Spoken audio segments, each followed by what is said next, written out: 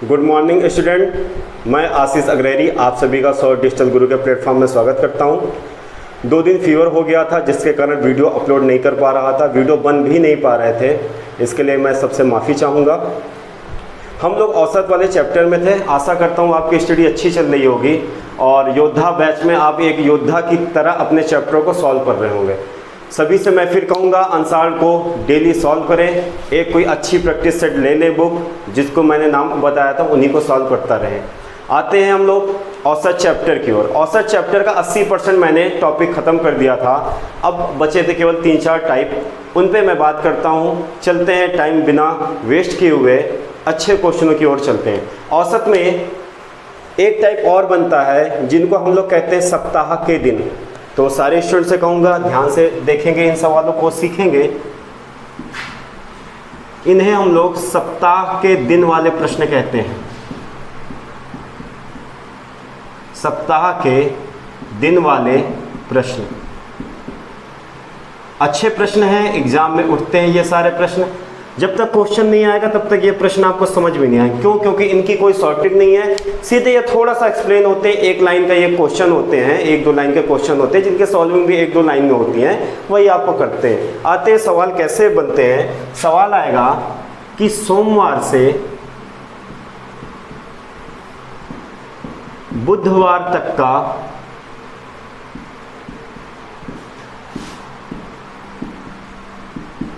औसत तापमान 40 है। फिर बोलेगा मंगलवार से बृहस्पतिवार तक का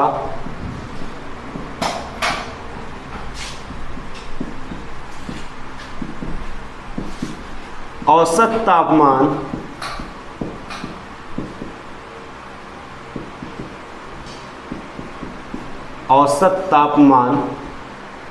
38 है। यदि बृहस्पतिवार का तापमान 38 है तो सोमवार का तापमान क्या होगा। ये देखिए इतना बड़ा सवाल है ये आपका, और इसकी सॉल्विंग बहुत छोटी है। कहा सोमवार से बुधवार का औसत तापमान 40 है। सोमवार से अर्थात सोमवार, मंगलवार, बुधवार 3 दिन का ये तापमान का औसत ज्ञात किया 40। फिर कहा मंगलवार से बृहस्पतिवार तक का औसत तापमान 38 है। यदि बृहस्पतिवार का तापमान 38 है तो सोमवार का तापमान क्या होगा। तो ऐसे प्रश्नों को सॉल्व करने के लिए अब एक बेसिक से रूल से ही हम लोग सॉल्व करते हैं, क्योंकि इसमें ऐसी कोई सॉर्टिंग नहीं है और ऐसी कोई सॉर्टिंग बननी भी नहीं चाहिए, क्योंकि इनका सोल्यूशन, इनका जो सॉल्विंग भी बहुत छोटी है। कैसे इनको सॉल्व ऐसे करते हैं कि सोमवार प्लस मंगलवार प्लस बुधवार। जब हम तीनों दिन की टोटल की बात करेंगे कि तीनों दिन का टोटल तापमान क्या था, टेम्परेचर कितना था, तो औसत कितना है 40, और टोटल ज्ञात करना आप लोग को आ गया था कि कैसे। औसत में जब हम संख्याओं का गुणा कर देते हैं हमारा कुल योग आ जाता है। तो कितने दिन है 3, और ये कितना था 40, तो टोटल आपका हो जाएगा 120, अर्थात तीनों दिन का तापमान का योग है वो कितना है 120। फिर क्या कहा मंगलवार से बृहस्पतिवार, तो मंगलवार प्लस बुधवार प्लस बृहस्पतिवार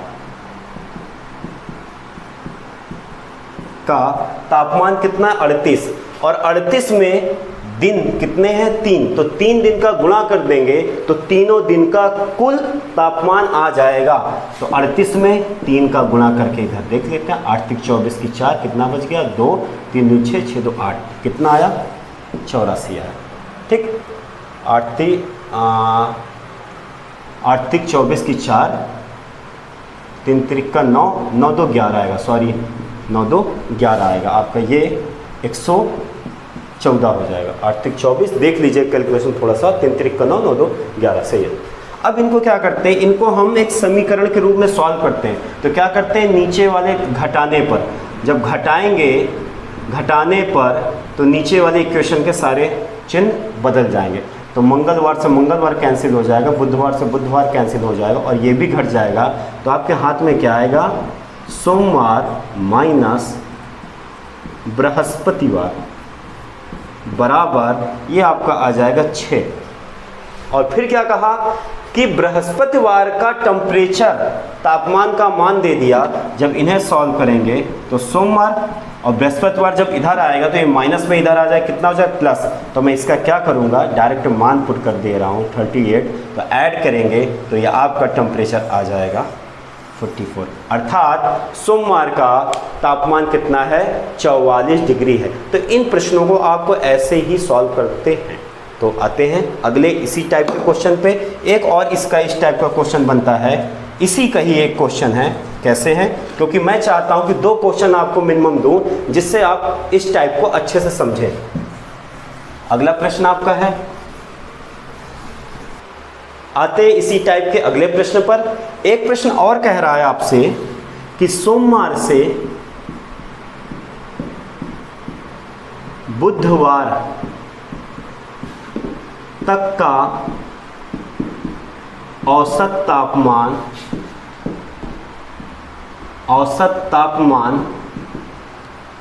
75 डिग्री है। 75 डिग्री है। फिर कहा मंगलवार से गुरुवार तक का औसत तापमान 77 डिग्री है। यदि सोमवार का तापमान 44 डिग्री हो तो गुरुवार का तापमान ज्ञात करो। फिर यही क्वेश्चन। अब देखते हैं सवाल को फिर से आप लोग समझिए। क्या कहा, सोमवार से बुधवार तक का औसत तापमान, अर्थात सोमवार मंगलवार बुधवार का औसत तापमान 75 डिग्री है और मंगलवार से गुरुवार तक का औसत तापमान 77 डिग्री है।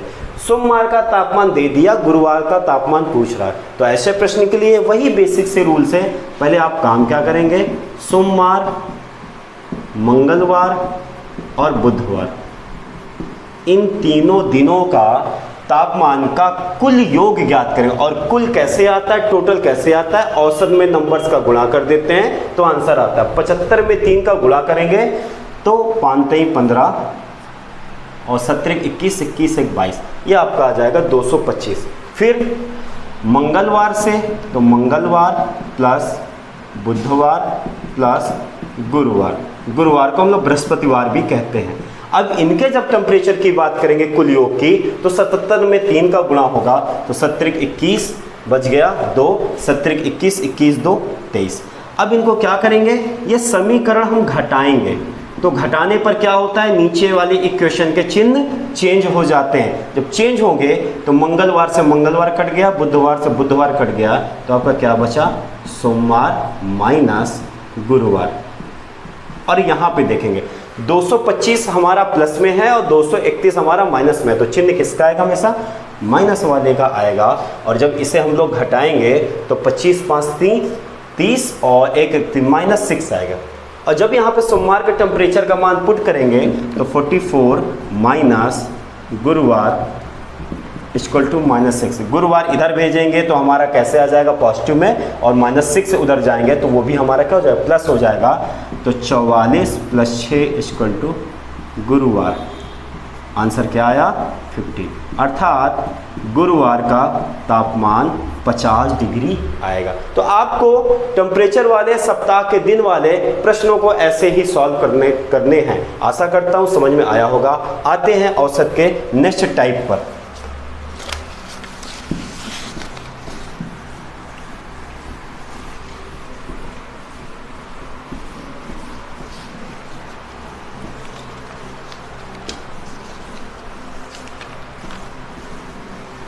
नेक्स्ट टाइप क्या है, जब सवाल आपके गुणों की बात करें कि इतना गुना है, जैसे कहता है कि एक संख्या दूसरी संख्या की आधी है या एक संख्या तीसरी संख्या की 3 गुनी है, तो आते हैं हम ऐसे प्रश्नों को हम गुने वाले प्रश्न कहते हैं कि जब औसत ज्ञात करेगा और वो एक दूसरे के मल्टीपल होंगे, गुना वाले प्रश्न। इनमें भी कुछ नहीं है, कोई शॉर्टेज नहीं है, बस आपको क्या है करने का मेथड आपको मालूम होना चाहिए कि इन सवालों को कैसे आप सॉल्व करते हैं। आते हैं एक प्रश्न पर, जब तक प्रश्न नहीं आएगा ये सवाल आपको समझ में नहीं आएगा। जैसे है आपका एक प्रश्न कहेगा कि ए बी और सी, ए बी और सी का औसत मान 56 है। यदि ए बी का दुगना तथा सी का आधा है तो ए का मान ज्ञात करो। अब देखिए ये छोटे सवाल हैं, आपके एग्जाम में आने की इस तरह के क्वेश्चनों की फुल संभावना होती है, तो आप लोग इस चीज़ को ध्यान दीजिए कि ये क्वेश्चन टफ भी माने जाते हैं पर इसमें कुछ है नहीं है। आपको सॉल्विंग करने का अगर ढंग मालूम होगा तो इन क्वेश्चनों में कुछ नहीं है, बहुत छोटे से क्वेश्चन है। अच्छा, पहली चीज़ें हमें यहाँ पे ध्यान का देना है, क्वेश्चन को समझना है, क्वेश्चन कह क्या रहा है। क्वेश्चन ने कहा कि ए बी और सी का औसत मान 56 है। अच्छा, औसत आया कैसे होगा? ए के मान को जोड़ा होगा, ए बी और सी के मानों को जोड़ा होगा, फिर 3 से भाग दे दिया होगा तो आ गया होगा 56। अब उसमें ये वाली लाइन जो होगी ना, यदि ए बी का दुगना तथा सी का आधा है, यही सवाल अगर आपको समझ में आ जाएगा तो यहीं से सवाल बहुत आसान हो जाएंगे। तो पहला काम हम 2-3 मेथड पे सवाल कैसे करते हैं। जब ए बी सी का औसत मान 56 है तो पहले हम इनका टोटल योग ज्ञात करना है कि ए बी सी का कुल योग आएगा कैसे, यानी ए बी और सी का मान जोड़ के कितना आना चाहिए। कुल योग ज्ञात करना आपने सीखा है कि औसत में कुल संख्या का भाग दे देंगे, गुणा कर देंगे तो आपका टोटल आ जाएगा। तो औसत में जब आप 3 संख्याएं हैं, 3 का गुणा कर देंगे तो आपका टोटल योग आएगा। यही मैंने आपको सॉल्व कराया था ना, टोटल इक्वल टू एवरेज गुणे नंबर, यानी ए बी सी का कुल मान ज्ञात करना होगा तो औसत में 3 का गुणा कर देंगे। तो 56 में 3 का गुणा कर दीजिए, 36 18 5 15 15 1 16, कितना आया 168 आया। ये आपका सवाल है। अब अगर हमें ए बी सी का मान मालूम चल जाए तो शायद हमें सबका मान मालूम जाए। पूछ क्या रहा है, ए का मान बताइए। तो अब सवालों पे यहां पर आते, कह रहा है ए का मान किसका 2 गुना है, बी का 2 गुना है। ये देखिए हमने सवाल को सिर्फ तोड़ा, कहा ए बी का 2 गुना है, ए किसका 2 गुना है, तो क्वेश्चन खुद ही आपको आंसर देगा बी का 2 गुना है तथा सी का आधा, यानी तथा किसके बारे में बात कर रहा है, इसी ए के बारे में कह रहा है कि ए का है मान, सी का आधा है, यानी सी को आधा कर दे। किसका आधा है, तो उत्तर खुद ही आएगा आंसर कि सी का आधा है। तो ऐसे प्रश्नों के लिए ये मैंने थोड़ा सा क्वेश्चन बना लिया। इसमें आपके लिए बहुत मैं आसान सी चीज में बच्चों आपको बता रहा हूं कैसे।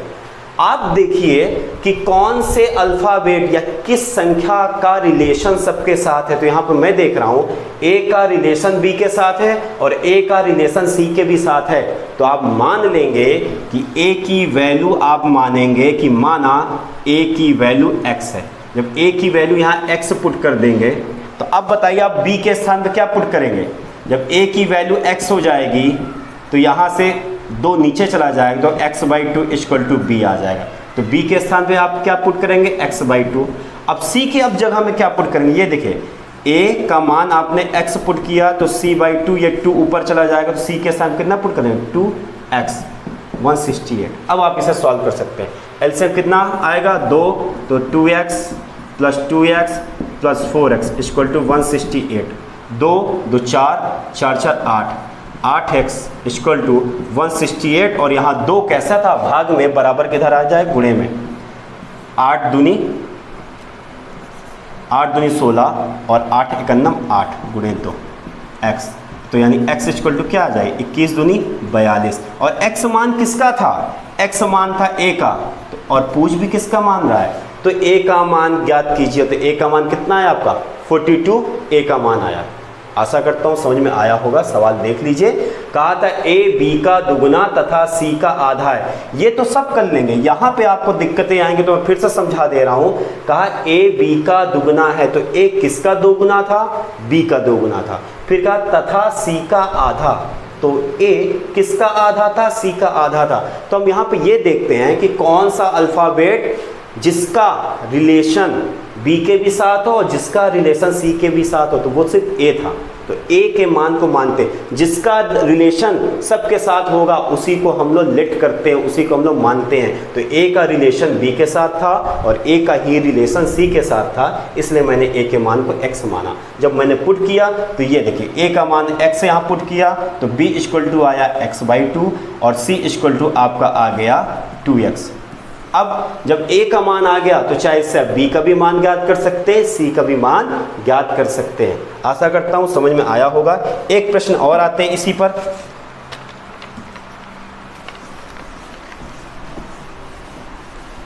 कह दिया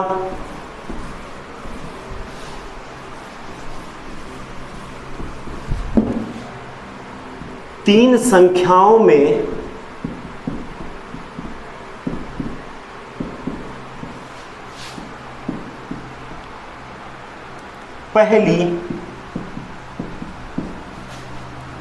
पहली संख्या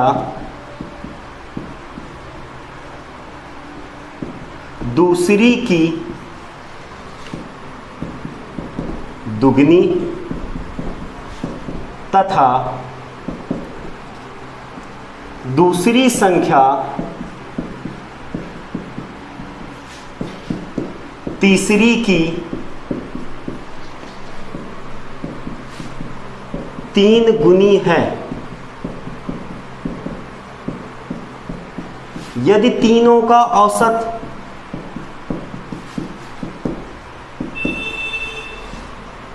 यदि तीनों का औसत 52 है तो सबसे बड़ी संख्या ज्ञात करो। अब देखिए एक सवाल ये आपका आ गया। फिर इन सवालों को वही कहा कि तीन संख्याएं हैं। अब तीन संख्याएं कुछ भी हो सकती हैं, a b c मान लेते हैं या x y z मान लेते हैं, वो आपके ऊपर है आप क्या मानते हैं। तीन संख्याओं में पहली संख्या यानी फर्स्ट वाली जो हमारी नंबर है वो दूसरे की दुगनी है। यानी पहला अगर हम a मानते हैं, चलिए हम मान लेते हैं, माना a b c हमारी तीन संख्या। कह रहा पहली संख्या दूसरी की दुगनी तथा दूसरी संख्या तीसरे की 3 गुनी। तो आइए इन्हीं को हम पहले बना लेते हैं। पहली बात किसकी किया, पहली संख्या दूसरी की 2 गुनी। तो पहली संख्या क्या माना, a दूसरे की 2 गुनी है, तो क्या हो गई दूसरी संख्या दूसरे की 2 गुनी यानी 2b। और फिर क्या कहा, दूसरी संख्या तीसरे की 3 गुनी है, तो दूसरी संख्या कौन है b, तीसरी संख्या कौन है c, तो c का 3 गुना ये। अब फिर मैंने कहा ऐसी इक्वेशनों पे क्या करते हैं, पहले ढूंढते हैं किसका रिलेशन किसके साथ है, b का रिलेशन a के साथ है और b का रिलेशन c के साथ है। तो यहाँ b की वैल्यू मान लेंगे कि माना b का मान x है, तो यहाँ पर जब a का मान आएगा तो a = हो जाएगा 2x, क्योंकि b का मान हमने पुट कर दिया। और जब यहाँ c की बात आएगी तो b के स्थान पे x पुट करेंगे तो x/3 आ जाएगा c का मान। अब कह रहा है कि यदि तीनों संख्याओं का औसत 52 है, यानी a + b + c औसत कितना है 52, तो टोटल कैसे ज्ञात करेंगे। टोटल के लिए अभी मैंने आपको बताया टोटल = क्या होता है, औसत गुणे नंबर। औसत में नंबर का गुणा कर देंगे, औसत कितना 52, और कितनी संख्याओं की बात कर रहा है, 3 संख्याओं की। तो 52 में 3 का गुणा होगा, 3 दूनी 6 5 3 15 156 आएगा। अब ये a b c का मान यहाँ पुट करेंगे तो a का मान कितना आपको मिला था 2x, b का मान x और c का मान x/3 = 156। जब एलसीएम लेंगे तो 3 आएगा, तो 3 दूनी 6x 3x + x = 156। 6 3 9 9 1 10, 6 3 9 9 1 10 = 156 × 3। तो यहाँ पर आ जाएगा x = 156 गुणे 3/10। अब इसी को काटना है, तो काटने के लिए हम 2 से भी काट सकते हैं। 2 से काटेंगे तो 2 पंचे 10 और 2 सते 14 और 2 अठे 16। अब देखिए यहाँ पे 78 गुणे 3/5। अब इन्हीं को सॉल्व करना है। 8 तिक 24 की 4, हासिल बचे 2, 7 21, 21 और 2, 21 2 आपका हो जाएगा 23/5। जब इन्हें सॉल्व करेंगे तो पंचों को 20 और फिर हो जाएगा 5 छक्का 30, 5 अठे 40। आंसर कितना आया? 46.8। तो पूछ रहा है सबसे बड़ी संख्या क्या होगी। तो अब देख रहे हैं इसमें कि सबसे बड़ी संख्या 3 में 6, सबसे बड़ी संख्या क्या होगी। तो सबसे बड़ी संख्या इसमें आपकी क्या आ जाएगी? a का मान आपका 2x है, तो a = 2 × x का मान 46.8, अर्थात 8 दूनी 16 की 6, हासिल बचे 1, 6 दूनी 12, 12 1 13, 4 दूनी 8, 8 1 9। a = आ जाएगा 93.6 और यही आपकी सबसे बड़ी संख्या होगी।